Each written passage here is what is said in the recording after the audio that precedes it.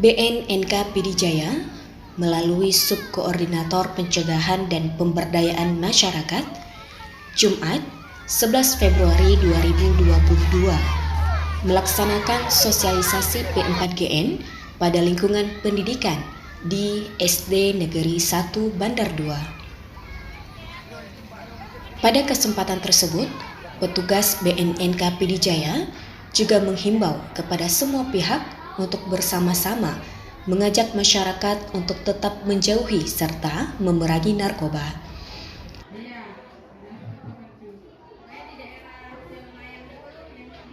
Kami perkenalkan dulu nama Kakak Nurjana, bisa dipanggil Kak Jana, kemudian ada Bang Fadli, terus ada Kak Yuris, ada Kak Putri, Kak Puput dipanggilnya, yang di belakang namanya Mancini.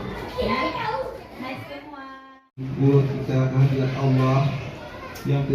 Dalam sambutan dan arahannya, Kepala SD Negeri 1 Bandar 2, Haji Muhammad Dian SPD, menyampaikan pesan kepada para guru dan siswa-siswi untuk mengajak semua pihak untuk bersama-sama menjaga keselamatan generasi emas masa depan bangsa dari bahaya dan penyalahgunaan narkoba. Anak-anak Indonesia, anak-anak SD Negeri 1 Bandar 2, apabila tidak memahami pengaruh negatif dari narkoba yang dapat menghancurkan baik diri sendiri, baik keluarga, dan juga bangsa, sangat mengerikan.